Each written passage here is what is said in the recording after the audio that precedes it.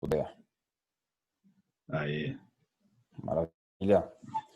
Primeiramente, eu queria agradecer a todos os ouvintes aqui pela participação. Obrigado pelo tempo, pela disponibilidade. Para quem ainda não nos conhece, a Proxy Financial é um escritório de multifamily office. A gente possui licença e certificado para atuar nos Estados Unidos. Nós atuamos muito no conceito de boutique, né? Então, nós fazemos toda a parte de gestão e proteção de patrimônio, criação de carteira administrada, planejamento sucessório, planejamento financeiro.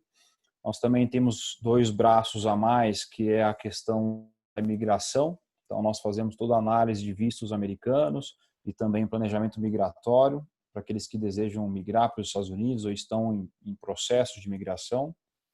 E também a parte de planejamento financeiro, que é um complemento do planejamento migratório. E temos um último pilar aqui, o último braço, que é a questão de private equity. Nós criamos e fazemos gestão de fundos. Também temos alguns projetos que a gente faz o gerenciamento desses fundos e toda a estrutura nos Estados Unidos. Tá? Então, segundamente, queria agradecer a presença do David. David é um associate no grupo Witters Bergman, que é um dos maiores escritórios de advocacia nos Estados Unidos. Ele está aqui com a gente para falar sobre a questão de imigração, para falar sobre a questão da parte tributária dos Estados Unidos e por quão importante é essa questão dos tributos e se há bilateral, né, se há imposto bilateral, etc. Então, gostaria David, primeiramente, obrigado pela sua presença e se você puder, pode introduce yourself, please. Obrigado a vocês. Well, you covered most of it. I'm David Gershell. Desculpa, eu vou falar inglês porque o meu português é muito ruim, mas entendo muito, não consigo falar. As you said, I'll try to speak slowly, so if I speak too quickly, please tell me. Obrigado. International tax attorney based in New York, as you said, with Withers, focusing primarily on non-U.S.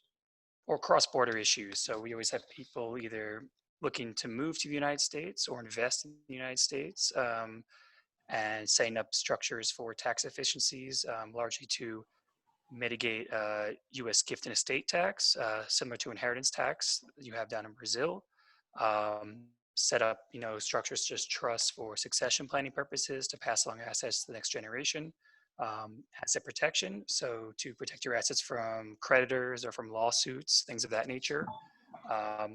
Or separately setting up structures for investments in the United States, whether that's going to be looking to invest in real estate, have a portfolio of investments based in the United States. Clients like to have a diversification play into the U.S. For dollar-denominated assets, and we're able to help set up that. For example, a structure that could be managed by the likes of you two. Also will help people with,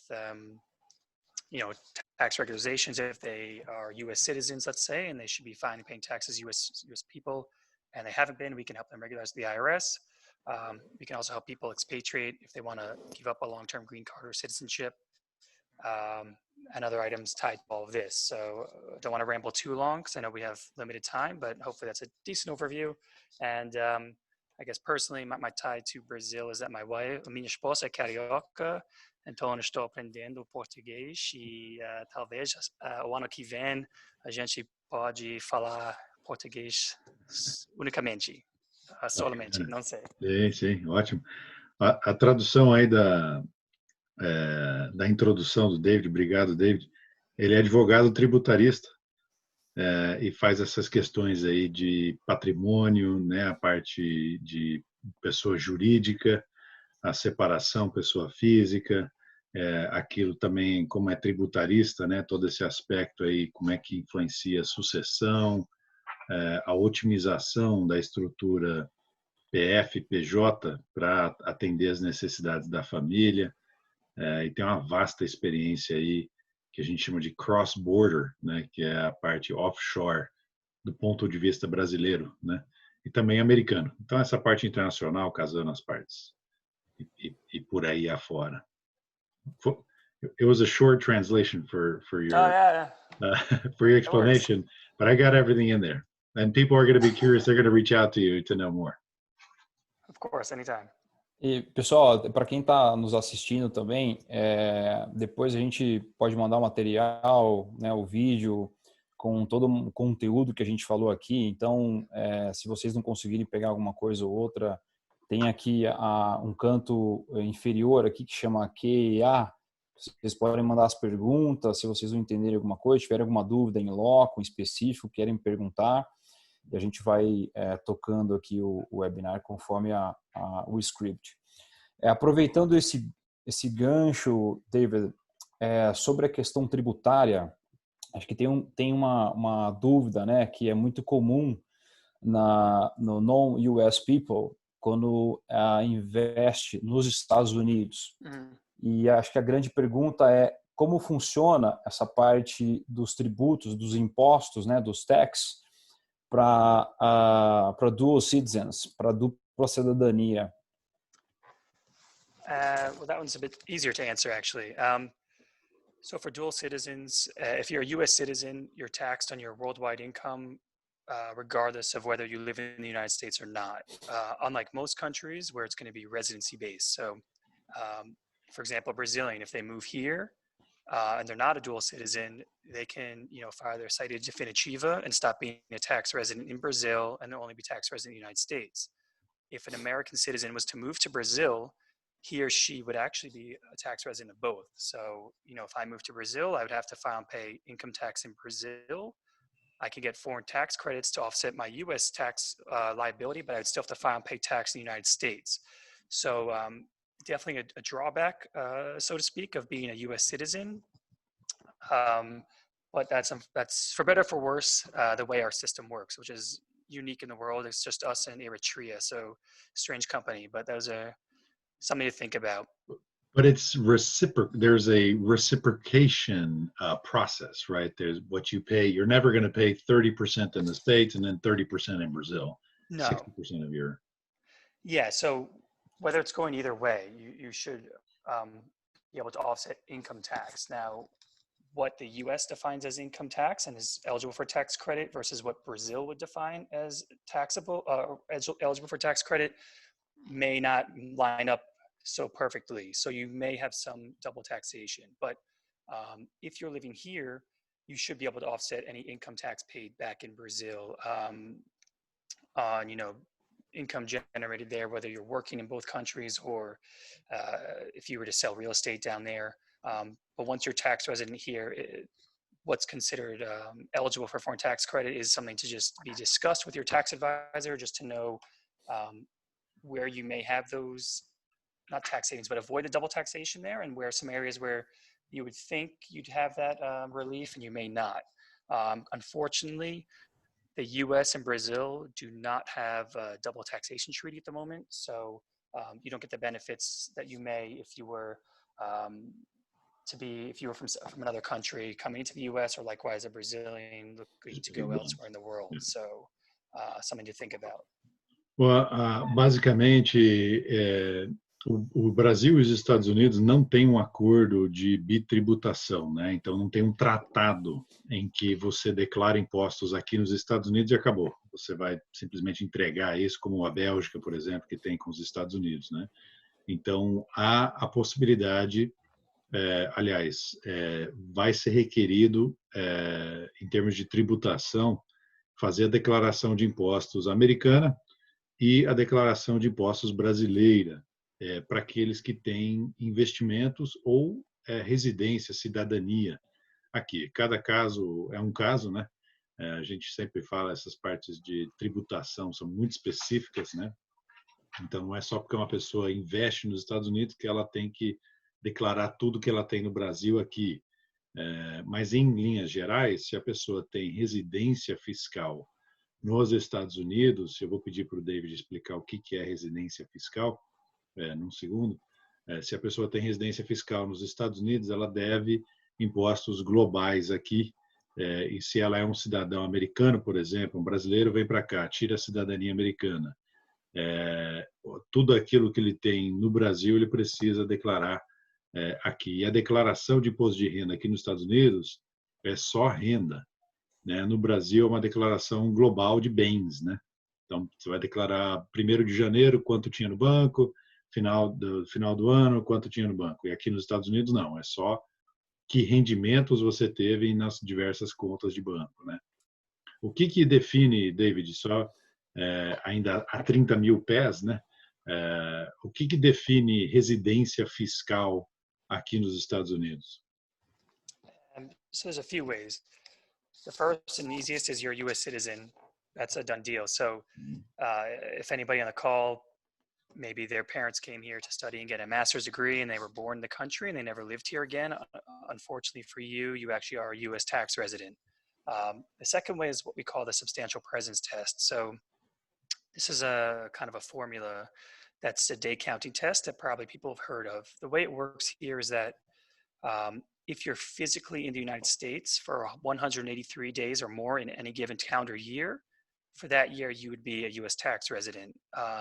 This is also kind of tricky because a single minute of a single day counts as a full day. So if you're flying back to Brazil, your flight's delayed. Well, we can't fly right now, but if it happened and you took off after midnight, you took off at 12:01, then actually it's 2 days because you went into the next day.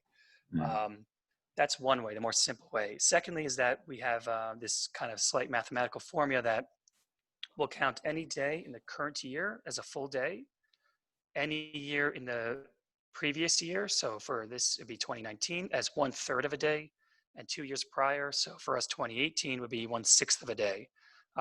We add those numbers up, and if you hit that 183-day number again, you're a U.S. tax resident. So advisors often talk about keeping your days at 121 or fewer days as sort of the magical number to avoid unnecessarily tripping that up.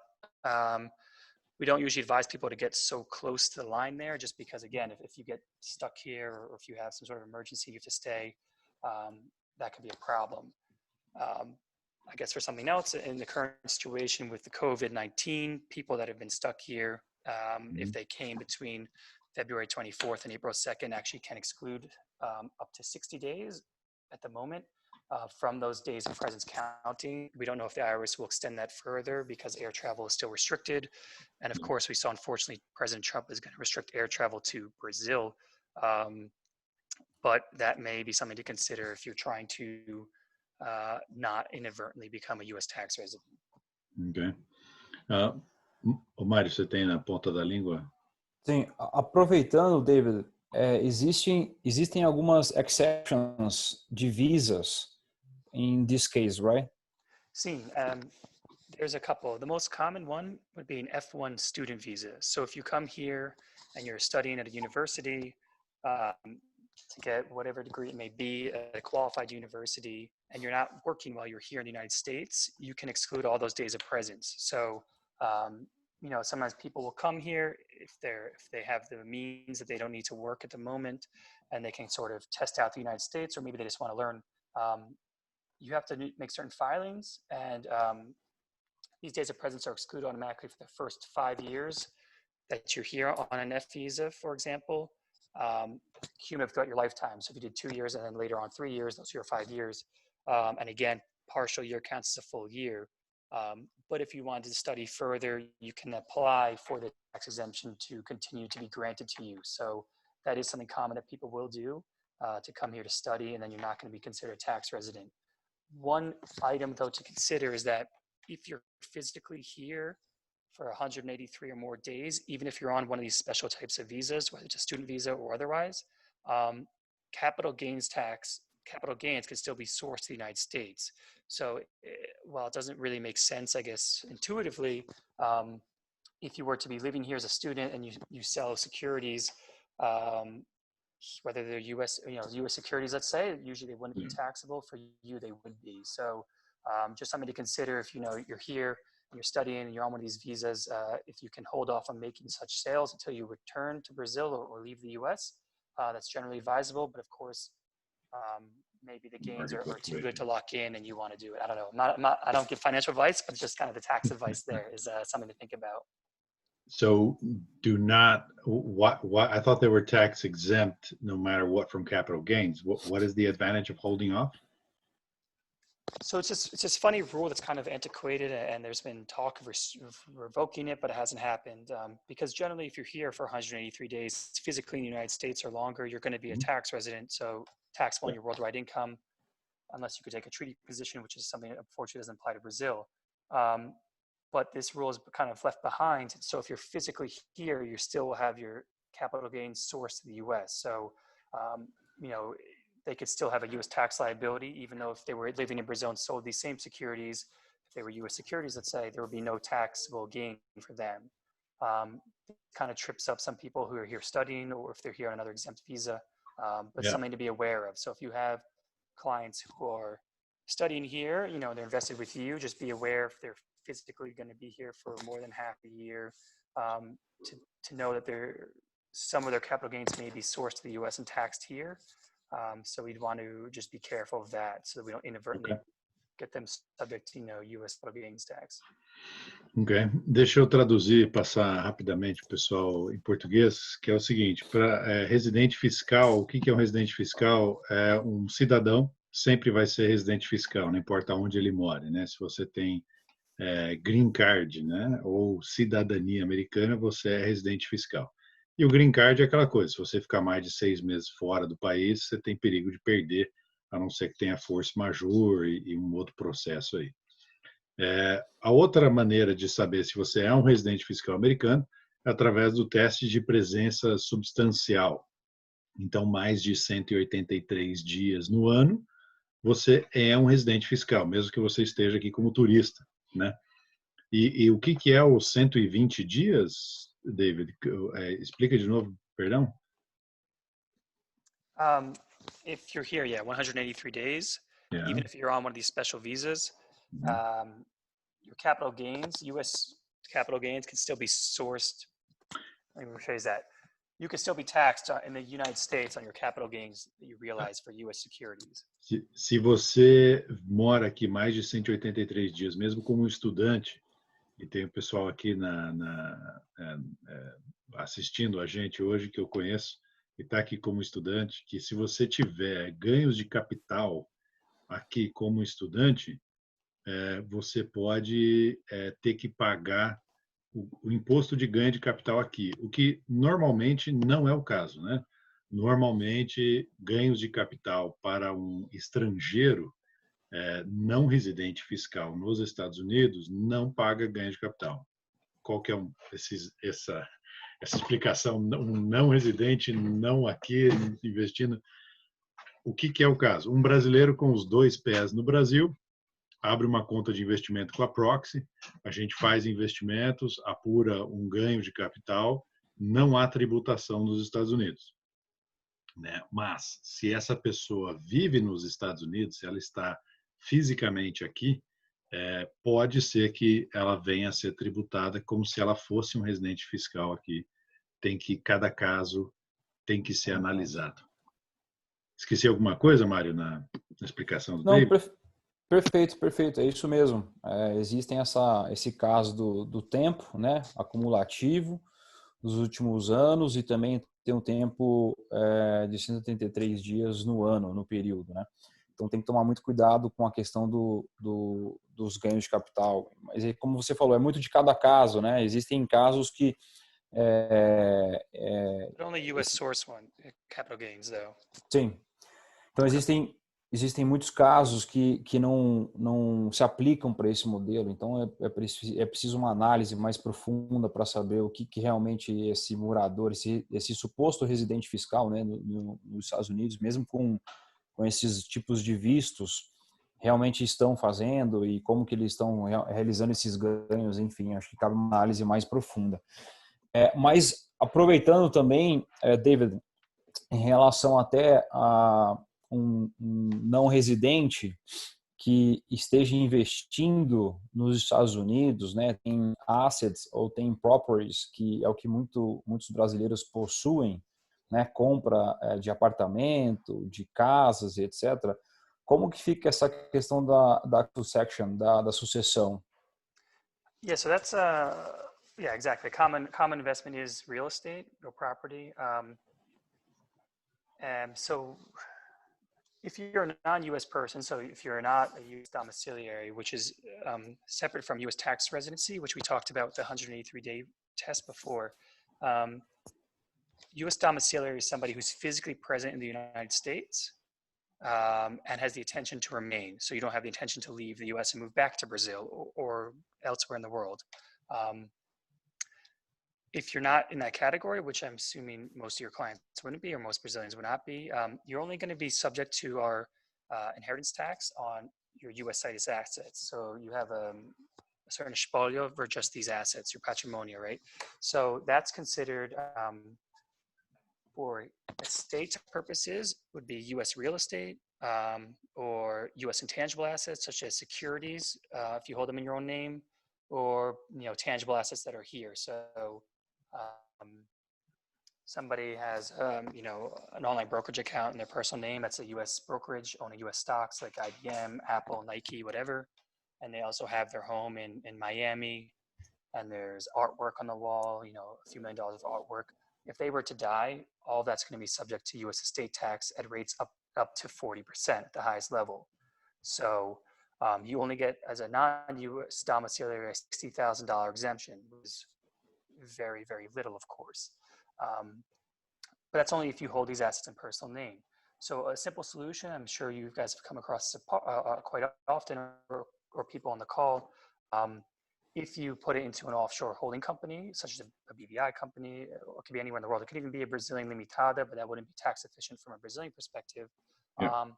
Then we can get around having the U.S. estate tax exposure, because this entity is going to act as a blocker, provided we have a tax as a corporation for U.S. purposes. Again, that can be different back home. Mm-hmm. In that sense, the individual is only holding shares of a foreign company, of a non-U.S. company. So it's an intangible asset, a non-U.S. intangible asset. So when you die, that's what you're holding directly, instead of the U.S. real estate or the U.S. securities. Do you want me to pause here for a second? Yeah. Okay. Because this is a big moment. Yeah, okay. É um grande momento, porque pelo seguinte, muita gente, né, e David sabe disso com a sua trilha, conversando com internacionais, o Mário no mercado internacional há mais de 7 anos, para mim, minha carreira toda, muito brasileiro compra casa nos Estados Unidos, comprou apartamento em Miami, e pela indicação de um realtor ou de um contador, foi indicado abrir uma LLC e comprar em nome da LLC. Abrir uma conta no Bank of America em nome da LLC e colocar esses ativos, basicamente eles estão debaixo de uma participação, né, de uma limitada, né, uma empresa limitada. Isso não provê nenhum tipo de proteção contra imposto de transmissão, imposto de sucessão, imposto de herança, né, como é chamado no Brasil. Isso é muito importante ressaltar, porque tem milhares de pessoas que compraram casas e colocaram dentro de uma LLC ou abriram uma LLC para comprar a casa. E acham que estão protegidas da maneira, faleceu o patriarca, a matriarca, a pessoa que comprou a casa, faleceu, agora os beneficiários vão substituir o presidente, o gerente ou o shareholder, né? Aqui nos Estados Unidos a gente chama do beneficial owner, e esse não é o caso. Porque se você tem uma empresa americana e o dono dessa empresa falece, a empresa é um ativo americano. A empresa vai para o processo de probate, que aí é calculado quantos impostos são devidos ao governo americano pela transmissão desse bem para os beneficiários. E o que é patrimônio nos Estados Unidos? É uma conta de investimento com ações, um imóvel, que é o caso da grande maioria, até arte e bens de luxo, artigos de luxo, joias, se tiverem nos Estados Unidos, ou até caixa, como é que chama? Em banco, né? Banco esqueci agora a palavra. Caixinha, né? O pessoal põe bens valiosos. Enfim, Safe que box. tipo de bem aqui nos Estados Unidos, seja físico ou do cofre, obrigado. Mandaram no chat, Leonardo. Estamos esquecendo o português aqui já. Esses bens vão passar pelo processo de probate. David, você pode explicar para nós como é que funciona probate e como é que os juízes, é estadual, é federal, pode incidir os dois, e como é que um juiz determina a porcentagem que vai ser pago aí para o Estado em cima desses bens? Yeah, so that's a bit different from Brazil. Well, in the first instance, because we're a common law jurisdiction, our law is originally from England versus, Brazil has a civil law based on the Napoleonic Code from Europe.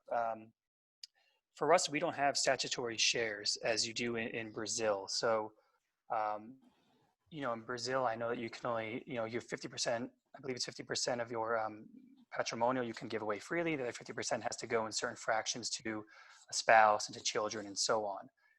In the US, on certain states, a spouse entitled to a certain share, but you can disinherit children or parents or whoever. So you can say, I don't want to give anything to my kids, or I want this kid to get 50% and this one to get 20% and that one 30%. So it's a lot more flexible here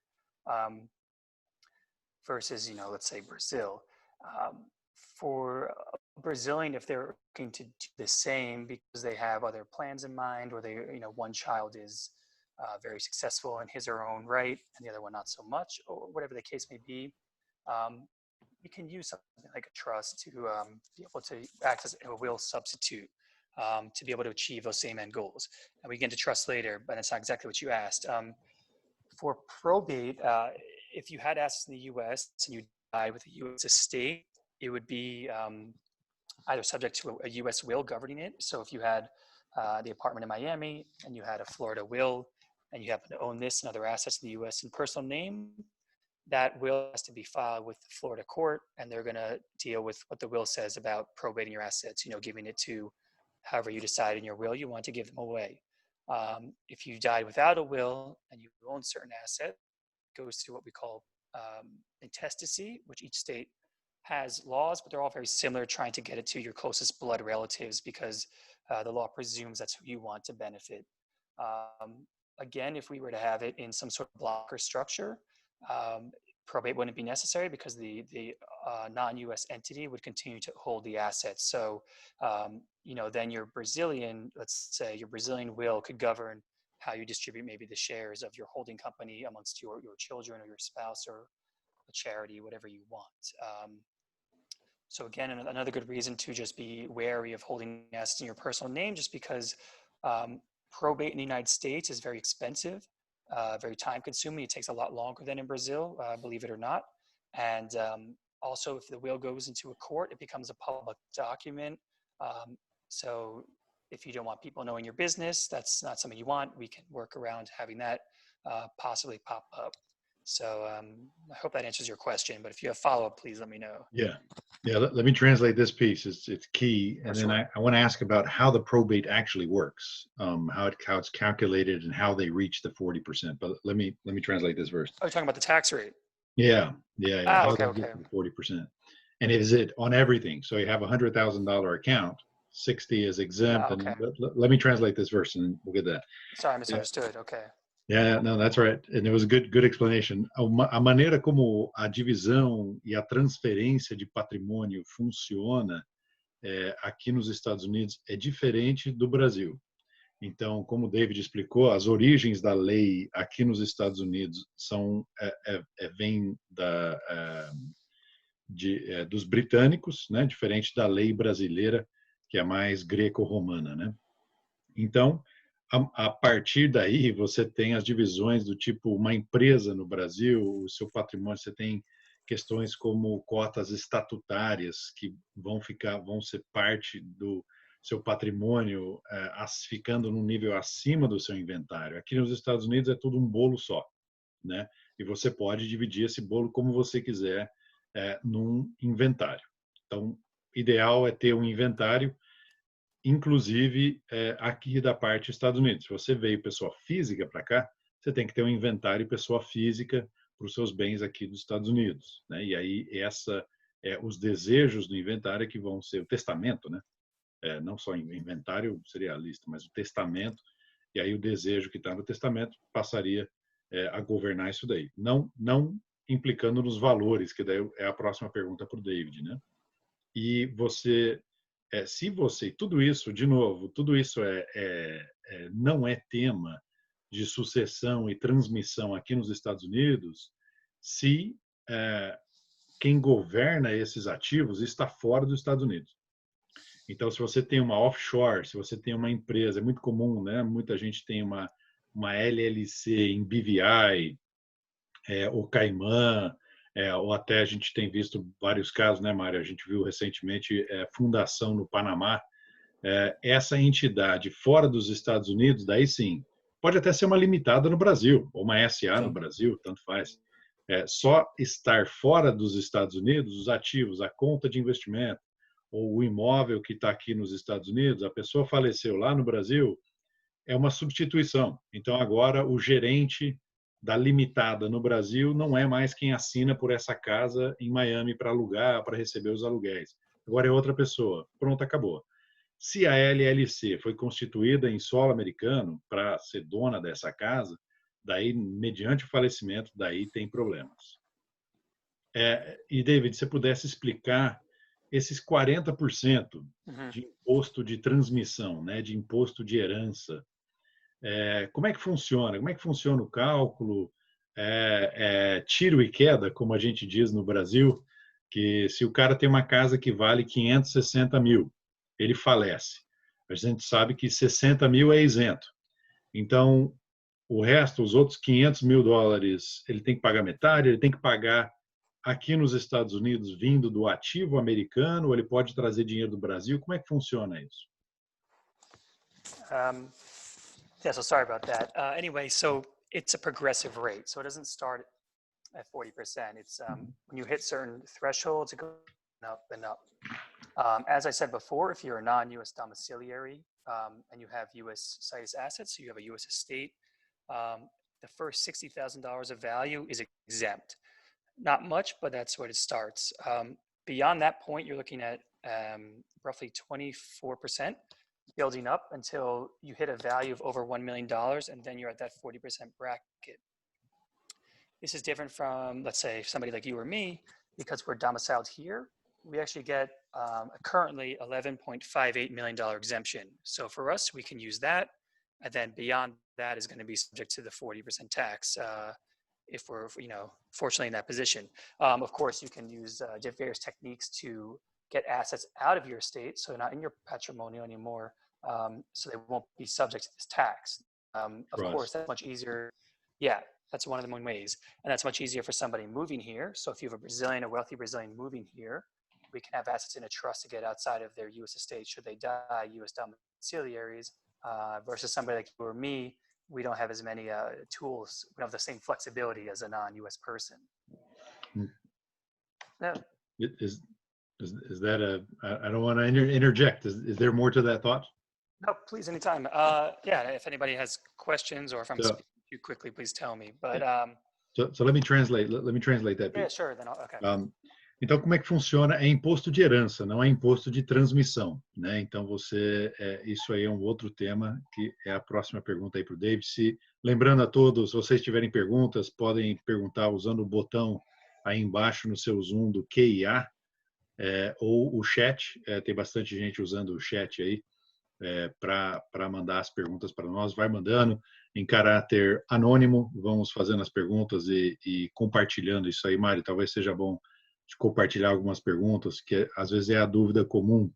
Mas voltando ao ponto do David, como é que funciona o imposto de herança, né? Aqui nos Estados Unidos? Então, é o seguinte, você tem 60 mil dólares, é isento. Depois de 60 mil até 1 milhão de dólares, é 24%. E de 1 milhão de dólares para cima, que incide 40% para transmitir a propriedade desses bens para os herdeiros, tá? De novo, a maneira mais simples de resolver isso é você não criar o que eles chamam de sitos, né? Então, você não tem a empresa constituída nos Estados Unidos que é dono dos bens. Se o dono do bem não estiver nos Estados Unidos, não tem herança, né? Vai incidir as leis de herança de BVI, de Caimã. A gente não comentou isso aí, mas cada jurisdição tem as suas leis, né? E é um juiz. Como é que funciona, David? Voltando assim, a parte logística, a pessoa falece, os beneficiários vão entrar em contato com a gente, falar assim, olha, meu pai faleceu, minha mãe faleceu, vamos começar por aí. Se o pai falecer e a mãe está viva, então eles são casados, né? Mas a conta de investimento foi aberta só no nome do pai. Como é que funciona? A mãe tem direito à herança direta ou tem que passar pelo probate? Depends, right? So if the will says everything goes to my wife or to my husband, that's what's going to happen. It'll go to your spouse. Whatever the will says will dictate. If you're completely disinheriting your spouse, he or she can make a claim for their share, depending on each state. Each state's different, but there is always, it's generally a third of the estate, but that is one thing. The kids have no claim on that. Of course, if we had a prenuptial agreement or a postnuptial agreement in place, that can change the scenario. We often actually see that with Brazilians. If they move here, we'll have a postnuptial agreement to match, their marital regime back home, with parcial de bens, comunhão, total separação de bens, whatever the case may be. So we can match that so that upon death, either the estate is going to be completely shared or separate, whatever you want. So the probate would depend, but of course, again, if we have assets outside of the estate, they'll be governed by other instruments, and that's how it could pass. Between spouses, of course, it's not what you're asking, but just to know if you're living here, between U.S. citizens, you have an unlimited marital deduction. So you can give your U.S. citizen spouse all the assets you own, no tax will be due. So for example, my wife is Brazilian, she can give it to me, everything she owns, no taxes due. But I can't give to her. If they're a non-citizen spouse, even if they're U.S. tax resident, even if they're U.S. green card holder, there's only an annual exemption amount that's adjusted for inflation. This year, it's $157,000. Wow. So it's something to keep in mind. So I don't know if that affects you personally, but we've had clients who've lived here 20 years on a green card, never thought there'd be an issue, didn't have any intention of ever becoming a citizen, but one spouse does have significant wealth and wants to make sure the other spouse is taken care of. Now we can have a tax-free transfer of wealth. Of course, then you have certain burdens maybe that come along with being a U.S. citizen. Of course, there's other benefits, I don't know, but just something that's sort of an odd ball of our gift tax law. And then likewise, just because I forgot to state before, individual states, not all states though, have their own estate tax regimes as well. So a state like Florida does not have estate tax, not have income tax for individuals, but New York, let's say, has actually a very high one. So if you're moving to the US, just make sure you're aware of the federal and the state level taxes that may affect you personally. Outra coisa que é muito distinta do Brasil, da maneira de trabalhar que a gente está acostumado no Brasil, é que os estados, a lei estadual, às vezes varia muito aqui nos Estados Unidos, né? Um exemplo bom aí que o David deu é que a Flórida não tem esse imposto de herança, né? Então, a Flórida, estado em si, só vai incidir aqueles 40% federais. Já Nova York tem um estado, tem uma porcentagem de tributação própria, né? Então, se você reside em Nova York e não tem green card, não é um cidadão, ou se os seus ativos, a casa, por exemplo, está em Nova York, você pode perder muito mais, ou os beneficiários podem perder muito mais que 40%. Acertei essa? One thing different from Brazil is that in the United States, the state itself pays the tax. So your espolio will pay the tax, versus in Brazil, the recipient pays the tax. So it's not a huge difference, but it does sometimes affect how that plays out. Uma dúvida comum também é quem pode pagar por essa conta. Então, vamos supor, você tem aquela casa de 560 mil, 60 mil é isento, agora tem uma conta de $500 mil, estate, né? Você tem um bem de $500 mil que agora vai ser calculado 60 mil isento e o resto vai ser incidido o imposto. Quem pode pagar esse imposto aqui nos Estados Unidos é o estate, né? Você não pode vir com um cheque do Brasil e dizer, ó, juiz, está aqui o dinheiro, eu trouxe do Brasil, vou liquidar isso aqui porque agora eu quero o testamento da casa. A casa tem que ser vendida porque ela faz parte de uma figura jurídica que eu acho que não existe no Brasil, é isso, David? O estate não existe no Brasil, né? É uma entidade jurídica que é os bens da pessoa falida, que aqui a gente chama de estate, com E no começo. Eu acredito que isso não existe no Brasil. Então, o próprio estate tem que pagar. Então, é aquela história de que a família tem que vender a casa, né, para pagar essa conta de imposto para ter. Não vai ter mais a escritura da casa, porque ela vai ser vendida, né, mas não vai ter daí um custo com o fisco americano aqui. Eu não quero ficar. É um assunto muito interessante, David. As pessoas realmente não têm. Como as leis, acho que você matou a charada lá no início, que a origem da lei americana e a origem da lei brasileira são distintas. Então, a maneira de pensar é diferente. Acho que é por isso que é um modelo difícil de se entender quando se está mudando, comprando coisas aqui. O brasileiro ele não está acostumado com essa maneira de trabalhar, por isso que é um tema que às vezes pega muita gente de surpresa, né? Tem que fazer um fire sale, né? Vender ativos, vender casa, vender coisa que a família aí vem dizer assim, olha, eu não sabia, e a lei aqui não se interessa, não importa, e até no Brasil também, né? Quem tem obrigação de saber é quem está trilhando, quem está comprando, tem obrigação e por isso estamos fazendo também esse webinar. Yeah, I think New York U.S. tax law is in some ways more complex because of its sort of just the way our law works is kind of built on top of each other rather than having a set code. So certain things are not intuitive. You know, why, if I'm a Brazilian citizen, I have no connection to the U.S., but I own $1 million of Apple, 1 million shares of Apple, why would I be subject to U.S. estate tax? It doesn't make sense. But that's the way it is, and all the banks or financial institutions that may be holding those shares, because nobody really owns the certificates directly anymore, are aware of it, and they will not pass along those shares to beneficiaries of your estate or that account without getting a letter from you saying the IRS says you don't owe any additional state tax. Because if they do release the funds and there is a tax due, they become secondarily liable. So all of them are aware of this, whether they're here or in Switzerland or elsewhere. So, to avoid having that hold up, because of course, upon your death, you want everything to go to benefit your children or whoever you want. You don't want being stuck with the US IRS for a number of years as you work through these issues because you were unaware of it or trying to ignore it and hoping that it goes away. So that's something, I guess, for people to consider.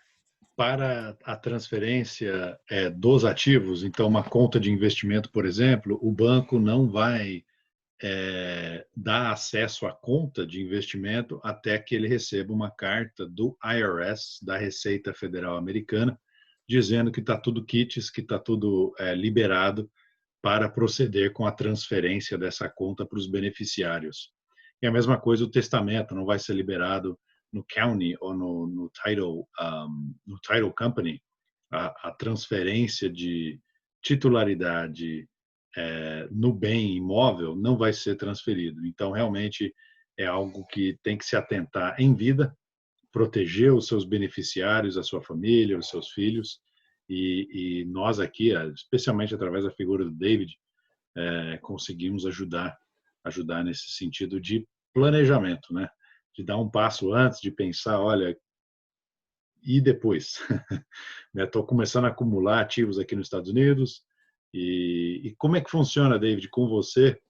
E, Mário, se você quiser fazer lançar uma pergunta que está aqui. Sim, eu vou até complementar, porque o que você está me falando Justamente por conta do seguinte, às vezes a gente está comentando aqui, né, as leis no modo geral, né, como funciona o processo de imposto, de probate, de sucessão e etc.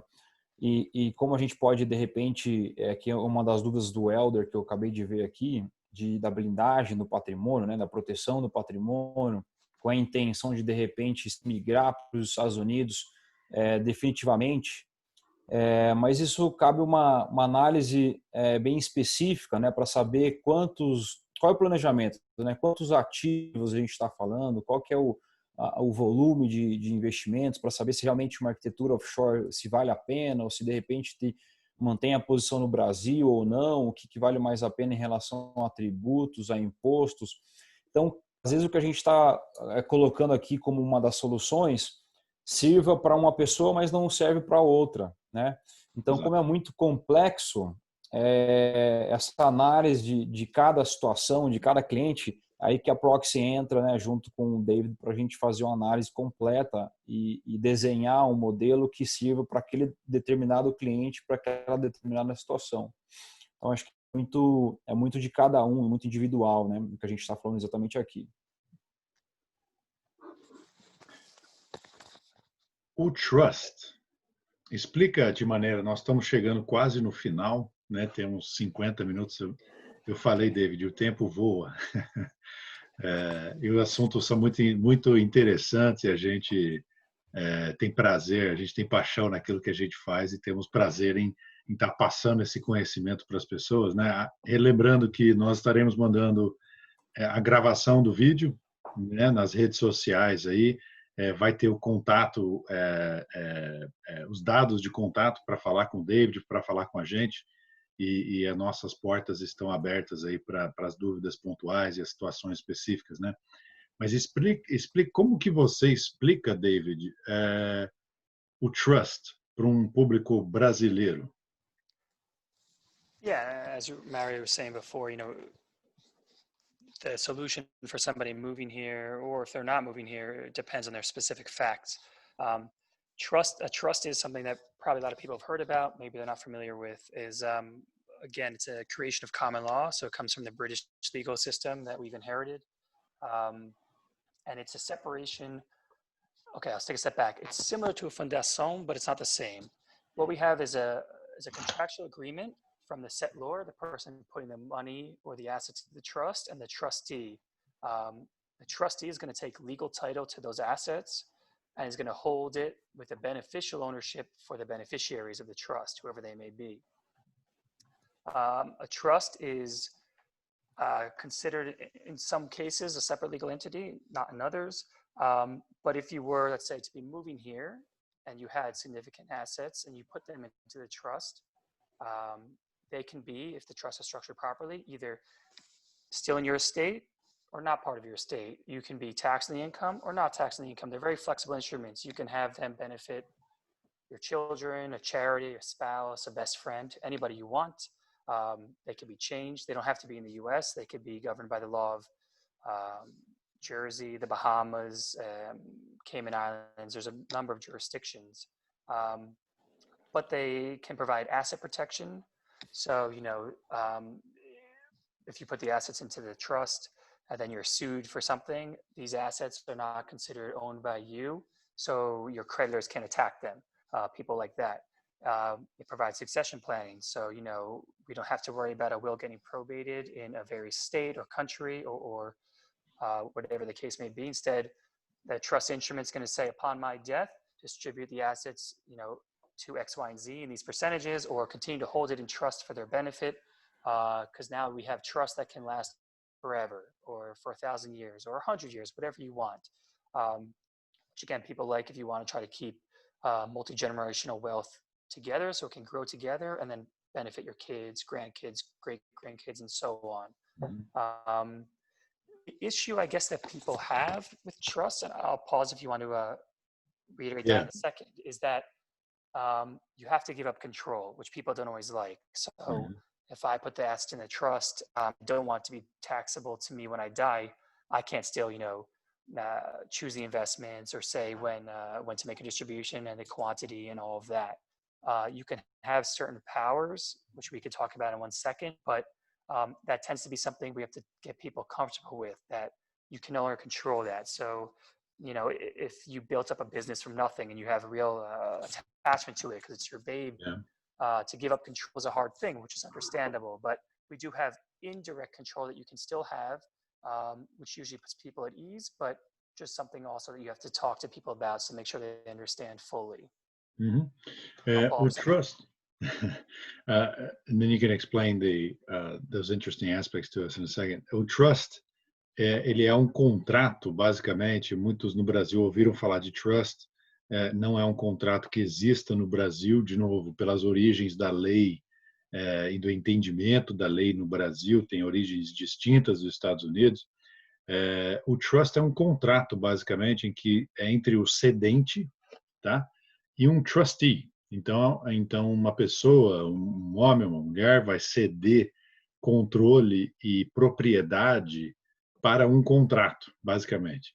E esse contrato vai ter lá o mandato dele, como ele vai ser regido, que é um aspecto que o David comentou, que a pessoa perde controle, um pouco de controle, ou ela tem que determinar nesse mandato como é regido os ativos dentro do trust. Então, você perde flexibilidade, né?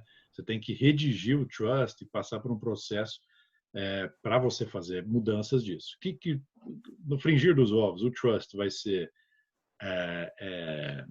o cedente vai entregar poderes e a propriedade para este contrato que vai governar esses ativos em prol de beneficiários, né? Então, o trust é o beneficial owner até que tais e tais atividades aconteçam, né? E aí pode ser uma morte, pode ser, como o David falou, 100 anos se passem, 1000 anos. O trust tem uma flexibilidade assim. Então, você que construiu um patrimônio vai poder passar isso para as gerações adiante com esse trust governando o controle desses ativos, e não mais cada filho pega a sua parte e pode fazer o que quiser, cada neto. Enfim, você tem controle mesmo após a morte. É uma PJ, e como a gente diz no Brasil, a PJ vive para sempre, né? Então, o trust é a mesma coisa. Ela pode viver, ou inclusive ela pode ter uma data de fim, e o que acontece com ativos dentro do trust. Inclusive, o que muitas pessoas com alto poder aquisitivo aqui nos Estados Unidos fazem é colocar os seus ativos dentro de um trust, porque daí você também se protege contra credores aqui nos Estados Unidos, que é um tema muito importante, né? Se você bater o carro, alguém pode processar por 10 milhões de dólares, né? Falar, você me fez perder o jantar com o amor da minha vida. Não sei se 10 milhões já chegou, né, David? Mas você tem esse tema de litígio aqui nos Estados Unidos, e o trust, sendo dono dos seus ativos, o processo civil contra você não influencia o trust, né? E assim você se protege e também protege após a morte. Faltou alguma coisa, David? And also, you know, as we sort of talked about before, it can be a way to get around the statutory share fractions that certain family members are entitled to, if there's a reason for that or desire. Something as far as the control goes is that you can have certain powers, such as being what we call the protector, to replace and remove the trustee. So if the trustee is not really doing what you want, you can get rid of that professional trustee or the individual and replace it with somebody else. There may be restrictions on who you can appoint, but that's an option. Same thing, you know, if you have a trust, you can have an investment advisor that could be somebody like you. But if for some reason they want to remove and replace you, they could have that power. So while they're not making the investments themselves or making the distributions themselves, because the trustee, the various fiduciaries have full discretion, they can have that sort of indirect power of removing and replacing them if you're sort of unhappy with the job that they're doing. So, you know, it's kind of, I guess, sort of you have a little bit of pressure on them in one way, but you're not actually controlling it yourself, because the trustee can say, no, I don't want to do that. And if you want to remove and replace them, okay, but there's no guarantee the next trustee or fiduciary will do what you want. O trust, esses sistemas de controle, né, e de poderes, né? O David estava explicando que o trust ele vai determinar uma pessoa para cuidar do trust. Por exemplo, um investment advisor, como nós aqui na Proxy, nós que vamos cuidar dos investimentos e investir de maneira a atingir os objetivos do trust, né? Então, se nós na Proxy não estivermos fazendo um bom trabalho, o dono do trust, o cedente, né, ele ainda tem poder para substituir a Proxy. Não é um casamento eterno, né, que está lá na escritura do trust que a Proxy é o investment advisor e assim vai ser eternamente, mesmo se a gente não estiver executando com excelência, né? Não é o caso. Então, há certos poderes, são mais limitados, porque daí você tem que fazer uma alteração ao trust.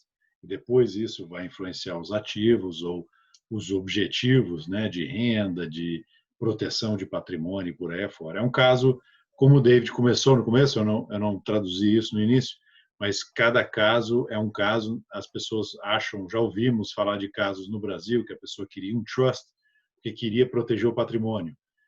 Talvez não seja o melhor caminho, né? Por isso tem que conversar com o David, tem que conversar com um profissional da área legal que entende como é que veículo vai realmente proteger e vai realmente estabelecer e vai atingir os objetivos para a qual a pessoa deseja aquela entidade jurídica, né? David, eu vou passar honrando aqui, nós chegamos ao topo da hora, o tempo realmente voa. Eu queria passar a palavra para você, algumas considerações finais, alguns pensamentos, alguma coisa que você queria adicionar, além do excelente conhecimento que você já passou para a gente hoje. Well, also they put you as a investment advisor if they already have a trust, but that's something that depends on your net worth, whether it makes sense. One item we didn't touch upon, but something to note, if people are moving here, certain types of foreign mutual funds and their equivalents are taxed negatively. This generally would include any fundo de investimento. So if clients are holding those, often it is advisable to unload those and try to replace it maybe with a U.S. Equivalent if that exists. But there are certain elections you can make to try to mitigate the taxation of those. Just something else to think about, because that tends to be a common way people invest in Brazil. But no, that's about it. Obrigado a vocês. Desculpa que não posso falar português com vocês, but thank you for having me. Obrigado, David. Só para traduzir o ponto do David ali, ele falou que fundos de investimento internacionais têm consequências negativas na sua tributação aqui nos Estados Unidos. Então, na migração e quando você, como residente aqui dos Estados Unidos, tiver a sua tributação global, é bom se atentar a esse fato e falar com o David. Mais do que isso, eu não vou traduzir, porque realmente cada caso é um caso e tem que ser analisado dentro do contexto específico. Senhores, estão nos ouvindo, os ouvintes aqui, a gente vai mandar um e-mail agradecendo a participação de todos, com os nossos contatos, com os contatos do David também. Então, qualquer dúvida que vocês tenham, pode responder o e-mail, pode usar o contato que a gente vai deixar no próprio e-mail. A gente vai manter contato, então, se vocês tiverem dúvidas, não se preocupem que a gente ainda vai manter em contato com vocês. David, mais uma vez, obrigado pela participação, obrigado pelo seu tempo. Foi um tempo que passou rápido, mas a gente conseguiu passar uma mensagem, passar um conteúdo conceitual, né, para todos que estão nos ouvindo, que essas dúvidas são bem frequentes e comuns, né, nas pessoas que têm ideia de investir, de migrar para os Estados Unidos, e é algo que a gente tem que usar isso como educação realmente financeira, né, como conselhos e com a ajuda de um profissional para que as pessoas não tenham um problema no futuro, né? Como a gente já presenciou, Brian, muitas pessoas aí acabam ouvindo conselhos de amigos ou que acham na internet, etc., e acabam tendo sérios problemas no futuro, principalmente com a questão da sucessão e com impostos e etc. Mais fácil antes. Exatamente. E mais uma vez, David, obrigado a todos que estão nos ouvindo. Estou livre, fico em casa, então estou aqui. Tá disponível. Em casa mesmo, né, David? Sim, todo mundo, né? Todo mundo. Tá certo. Pessoal, stay safe, todo mundo. Se proteja que já já a gente passa mais uma fase ruim aí. Logo, logo a gente está com força total. Obrigado, David, mais uma vez. Obrigado, Boa noite a tchau. todos. Um Boa abraço. noite a todos. Tchau, tchau.